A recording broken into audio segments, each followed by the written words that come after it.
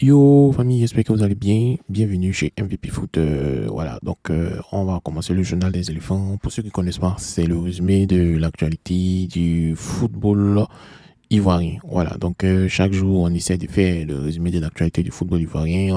On explique ce qui se passe. Voilà, donc essayez de t'abonner pour ne rien rater.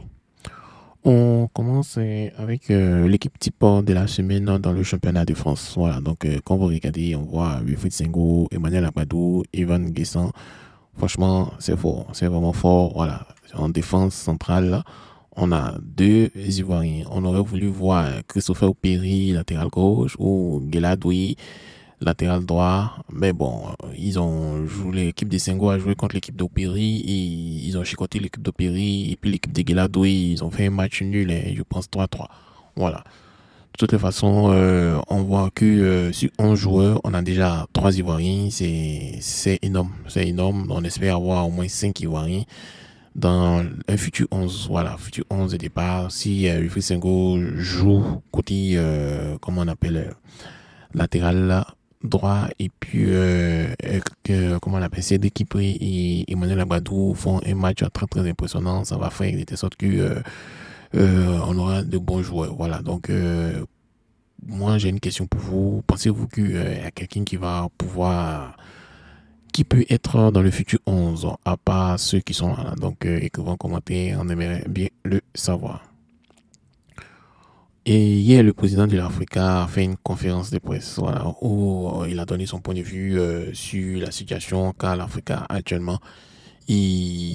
Bon, il y a un mot qui se ressort, hein. Il dit le tribunal arbitral du sport demande à la FIFA d'intégrer Isca de la première division, non de substituer l'Africa. Voilà, donc c'est clair, c'est clair, c'est clair. Ils vont négocier avec la fédération ivoirienne de telle sorte qu'ils puissent rester en Ligue 1 et Isca aussi puisse rester en Ligue 1. C'est tout ce qu'on demande, mais bon, la FIFA ne veut pas entendre, ce qui fait que on est dans un imbroglio. Voilà. Donc, qu'est-ce que vous en pensez? Est-ce que cela va se faire? Le fait que comment on appelle l'Africa puisse rester en Ligue 1 et Isca aussi, oui ou non? Ou de laisser l'Africa jouer la Ligue 2 et pourquoi pas remonter en Ligue 1? On continue du côté de la France et on a tous vu le transfert à la dernière minute de Wilfried Zaha à Lyon. Et là, on apprend qu'il est en difficulté. Voilà, donc il fait face à des défis inattendus. 0 minute jouée. Depuis, c'était le 31 août, où c'était la fin du mercato, il a été transféré à Lyon.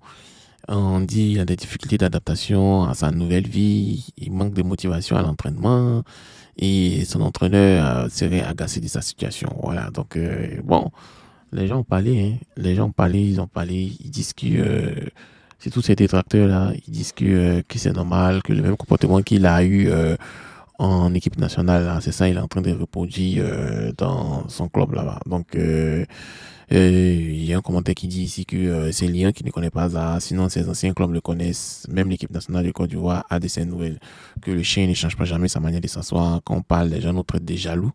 Aujourd'hui, quelle est votre réaction de ce qu'il vit, voilà, de ses premiers instants à Lyon, qui a eu pitié de relancer sa carrière? Voilà, donc, bon, qu'est-ce que vous en pensez? Voilà, il faut que Zaha aussi mette un peu d'eau dans son vin, il se donne à fond pour qu'il redevienne titulaire indiscutable. C'est un championnat qu'il est largement au-dessus. Faut pas y va penser qu'il est une star, il faut qu'il se mette en bas et puis il a, comment on dit, il, il joue, il joue en fait, il montre son talent. Sinon, là, c'est pas bon pour lui, c'est pas bon pour lui. Son nom va se gâter encore plus. Mais il y a aussi des gens qui l'aiment, hein. Voilà, donc il y a un commentaire qui dit qu'il va revenir en France, Inch'Allah, et je dirais même par la grâce de Dieu. Voilà, donc bon, c'est ça. Il y a d'autres qui disent qu'il a fait trop de caprices, il y a d'autres qui disent que non, il va revenir en force, il y a d'autres qui disent courage. Voilà, c'est l'un des joueurs les plus controversés du football ivoirien. Tantôt il est aimé par une côté, tantôt il est décrié par d'autres. Voilà. Donc, que pensez-vous? Pensez-vous qu'il va vraiment être titulaire, qu'il va vraiment s'adapter, qu'il va vraiment se relancer dans cette nouvelle vie? Bon, c'est ça. On continue avec les éliminatoires CAN Coupe du Monde. Voilà, donc on a une bonne nouvelle. On a le Burkina qui va accueillir et la Côte d'Ivoire qui va accueillir le Burkina, c'est-à-dire les étalons du Burkina vont jouer en Côte d'Ivoire, surtout à Boaké. On sait tous qu'en Côte d'Ivoire, il y a une forte délégation d'équipements, pas d'équipe, de ressortissants de la CEDEAO, notamment les Maliens, les Burkinabés, les Guinéens et consorts. Voilà. Ce fut un temps, il y avait les Ghanéens, mais les Ghanéens sont rentrés chez eux, sont rentrés une partie chez eux dans le Burkinabé. Eux, ils sont là, ils ont une forte communauté et le fait qu'ils jouent à Boaké, c'est un des très beaux stades de, de notre pays. Donc, ça va faire de telle sorte qu'ils vont se sentir chez eux. Et puis, voilà. Donc, à quoi bas à nos voisins burkinabés.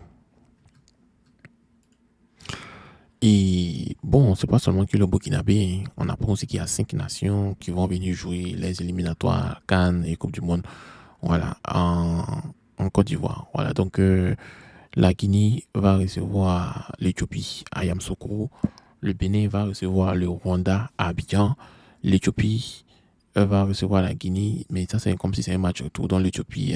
Au lieu d'aller en Éthiopie, ils ont préféré venir jouer au stade Ado le match retour, comme si c'est un match à domicile. Et puis le Burundi aussi va recevoir le Burkina Faso au stade Ado. Voilà, et le Burkina Faso va recevoir le Burundi au stade de la paix. Voilà, donc on espère aussi que le Ghana qui a eu des, comment on appelle, des incidents, les incidents dans son stade ici se voient pénalisés. On espère que les Ghanéens vont venir jouer en Côte d'Ivoire. Voilà, donc ça va faire beaucoup de matchs et moi je suggère aux populations locales de ces différentes villes d'aller soutenir ces équipes nationales, même si c'est pas une équipe nationale, mais il faut aller regarder le match, voir l'ambiance, voir un peu comment est-ce que les autres ressortissants étrangers vivant en Côte d'Ivoire supportent l'équipe. Ça va faire une très belle expérience. Donc je vous encourage à aller regarder ces matchs. Voilà, donc c'est encore une mini canne qu'on regarde comme ça. Donc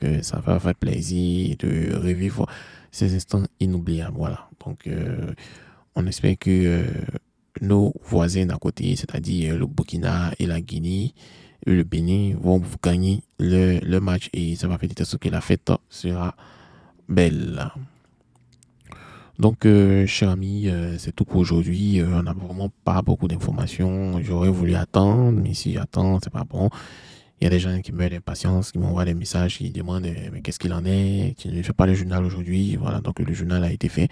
Et on va revenir peut-être en soirée ou demain pour une nouvelle vidéo. Donc, merci d'avoir regardé, merci de vous abonner, et puis aussi merci aux gens qui m'envoient les merci. Si vous regardez dans les boutons, j'aime pas partager, il y a un bouton merci. Il y a des gens qui m'envoient les merci pour m'encourager dans ce que je fais. Donc, merci, et puis passez une agréable journée.